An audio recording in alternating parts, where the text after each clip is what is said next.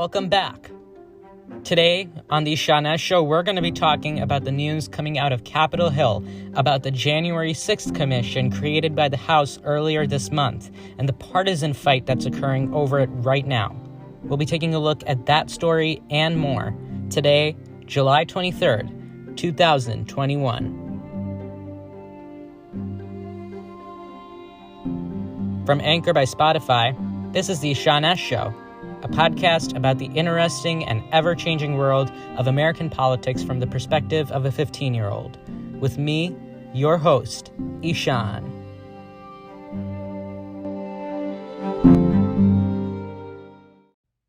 Welcome back to the Ishaan S Show. Happy to have you back, and happy Olympics opening ceremony day.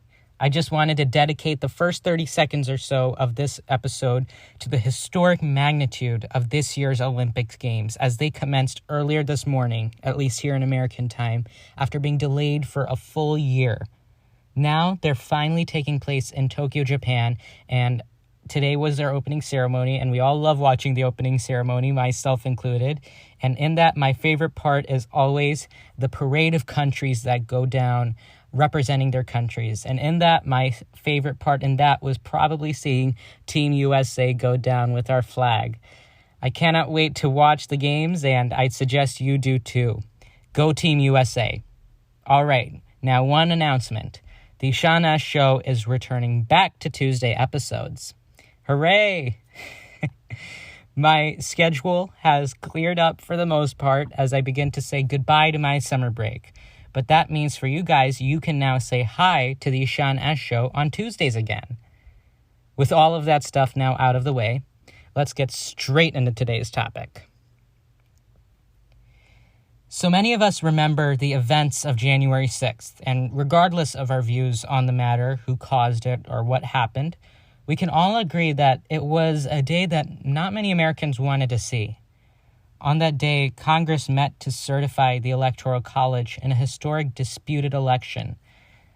But then early into the process, the Capitol building's security was breached, and a large group of identifiably Trump supporters broke past building security and entered into the building and caused damage in an effort to somehow halt the certification of the vote. That day, the lives of the Vice President, the Vice President-elect, the Speaker of the House, hundreds of members of Congress, and thousands of staffers' lives were all put at risk as people broke into the building and said violent things, and Capitol security forces were essentially rendered helpless as they desperately tried to do something about the situation. Later that evening, around 9 p.m. Eastern Time, after security forces were able to secure the Capitol perimeter and the all-clear sign was sent out, Congress went back and then officially certified the election for Joe Biden and Kamala Harris. While the thing that had most people concerned was over that day, the damage done, the questions raised, continue to remain in our minds, even today, as we think about the serious security failures of the event and the, in fact, real rhetoric that drove the minds of the hundreds or thousands of people that were there. I think all members of Congress were at least concerned about what happened, and so investigations were launched, and people started to get to the root causes of the issue, and people were starting to get arrested. Things were getting done. But following the 6th, there were calls from people and leaders across America from both sides of the aisle to create a 9/11-style commission within the Congress to investigate this issue. Initially, support for it was somewhat mixed. While most Democrats wanted one, there was a little more disagreement going about the Republicans, as at the time they were being challenged with trying to understand what their party's messaging was. And only based on that could they really establish a real position on a January 6th commission. Of Republican leaders, there was a lot of silence and thinking going on as to whether or not call January 6th a major issue or the root cause of it being something bigger or more serious than initially thought of. Now, of the Republican leaders that were, discussing all of this and thinking, Liz Cheney, the sole congresswoman from Wyoming, the daughter of former Vice President Dick Cheney, and at the time number 3 House Republican, was probably the most high-profile Republican to come out in support of creating the said commission. It was after her and other Republicans coming in support of the commission that party bosses like Kevin McCarthy and Mitch McConnell, the House and Senate minority leaders respectively, came out in opposition of it. Now, after these two leaders and Trumpists in the Republican Party announced their opposition to the commission, there was a seemingly Republican civil war now going on about the messaging of the party and who was actually responsible for the riots that day. Representative Cheney rebuked party bosses and then used her number 3 position to provide a sort of refuge, if you will, to Republicans who wanted the commission. After surviving one no-confidence vote in February of this year on the same matter, Liz Cheney must have thought that she had a somewhat secure job as chair of the GOP conference in the House. But then in May of this year, over the same issue about Liz Cheney criticizing Donald Trump over his disputes of the election, Republican leaders then once again brought up the question of whether or not Cheney should have her number 3 spot. And this time, she was fired. Soon after, it became clear the Republican Party's message and their position, or at least the mainstream Republican Party's message, and that was to oppose any claims of Trump causing the January 6th riots. A bill to create a commission was, in the end, introduced in the House, and it did pass with all Democrats and 35 Republican defectors voting in favor. After that, in a short matter of time, that same bill was then set to reach the Senate for a vote. Now, with this vote, it needs to be understood that the number of potential defectors in the Senate was very bleak. So hopes for the creation of the commission look quite grim. And remember, you need a 60-vote filibuster-proof majority to get anything done in the Senate these days. So that's also something that Democrats needed to consider. So about 9 days later, the bill finally reached the Senate for a vote, and as was hinted throughout the 9-day period, Republicans did end up filibustering the bill, and so the creation of the commission ultimately failed 54-35. And with that, Republican messaging was set on the matter. Support Trump and remove those who suggest otherwise. So that's where the Republicans have been on the matter. Then we have the Democrats, who have their own issues in the party in relation to January 6th. Although I will say that they are far more united on the affair as compared to their Republican counterparts. For Democrats, January 6th represented a grim reality for them. A majority of people who participated in the riot that day were rioting or opposing the certification of Joe Biden's victory and in turn, really, a Democrat government. It was literally the Democrats' first major challenge as the people who controlled government. And it was the first thing that they essentially addressed as soon as they got control of the gavel following the riot. In fact, former President Donald Trump was impeached by the House of Representatives, the Democrat-controlled House of Representatives, 1 week later. And so Trump was an impeached president for the January 6th riots on his last day as president. While Trump wasn't found guilty of the charges levied against him, Democrats can claim that it was the most bipartisan impeachment process, with a grand total of 17 Republicans defecting from their party to support it.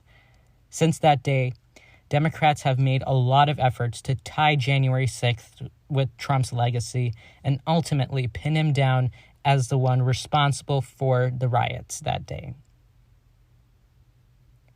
Now that we've understood each party's position on January 6th and the commission, we'll talk about the brand new House Commission, the praise and the criticism of it, and where it leaves things between the two parties after this short break.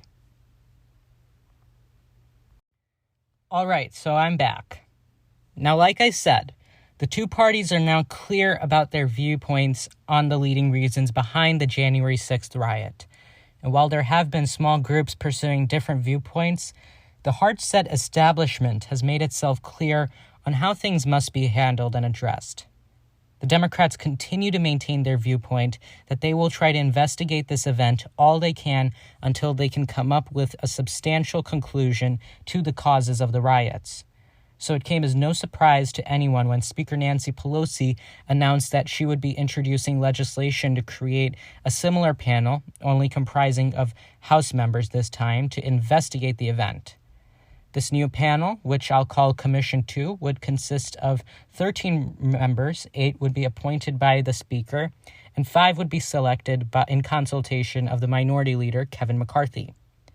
This commission would be led by one Democrat chair who would be vested with subpoena power and would not need to discuss with the Republican ranking member any issues that they may bring up.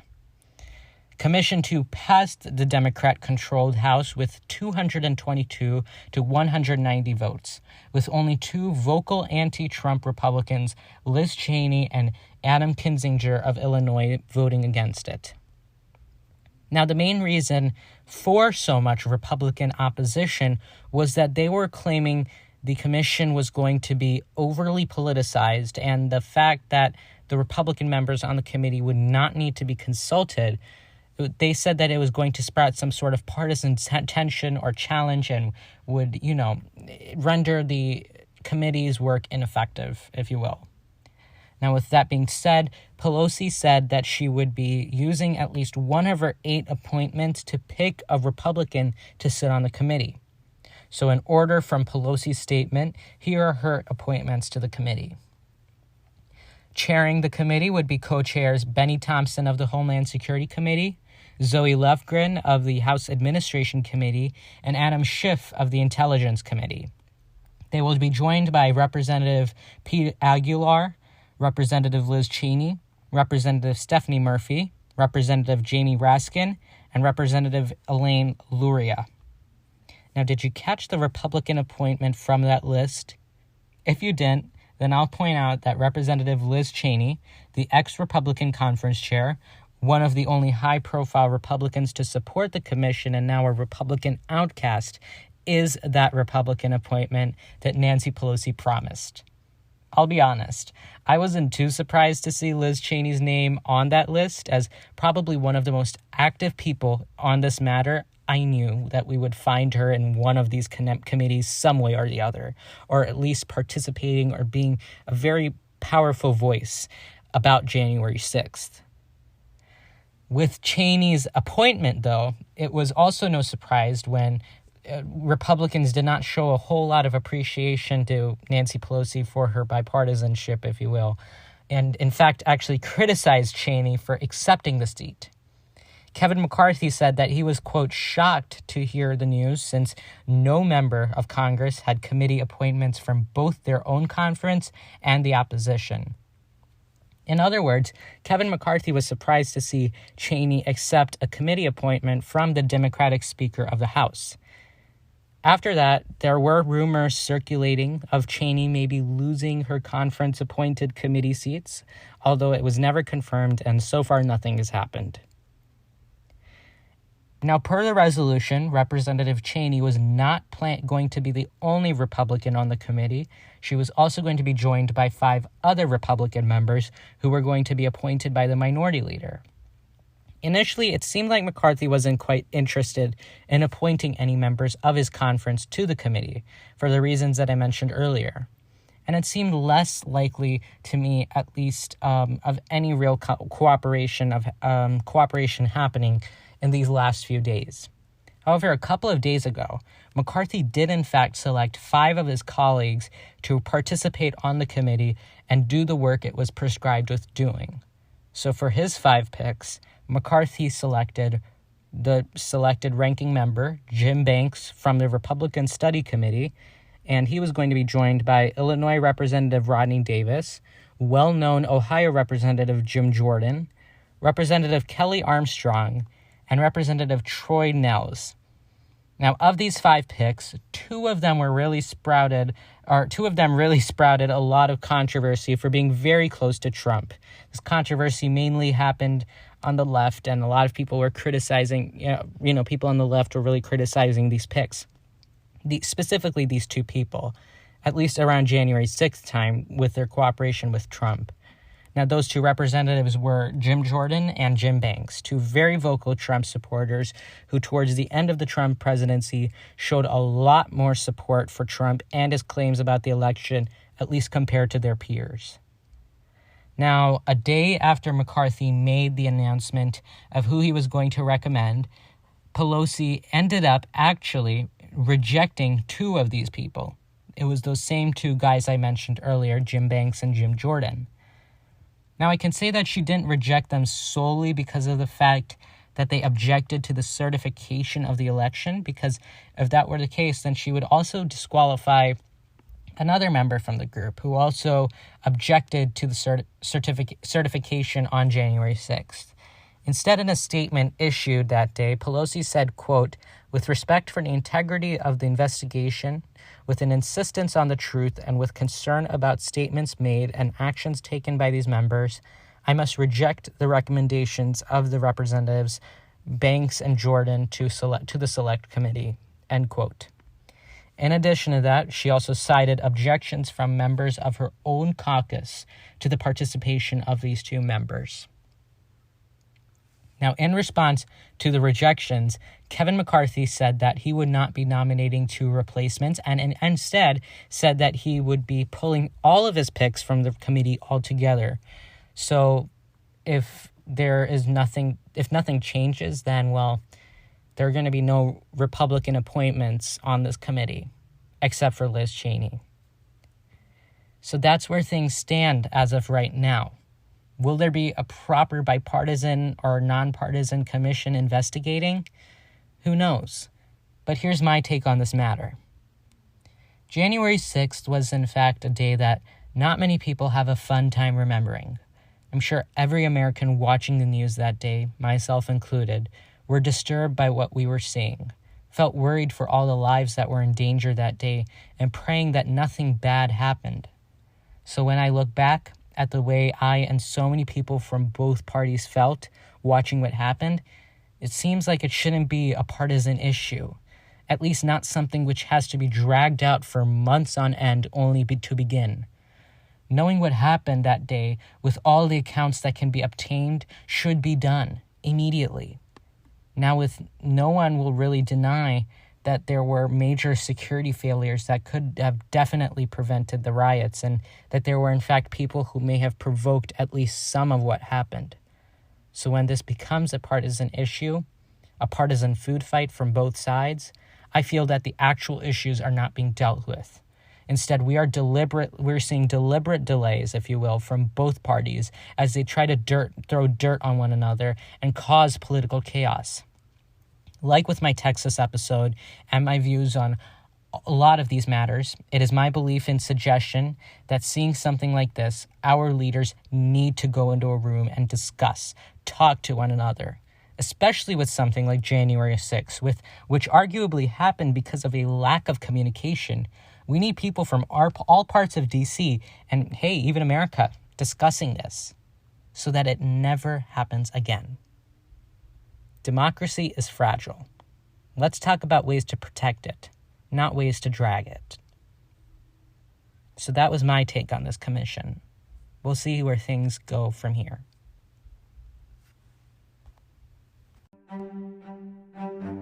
And so that does it for us here today. Thank you so much for joining us. If you liked my commentary, then go ahead and follow the Ishaan S Show on Instagram and Twitter for show updates and breaking news posts.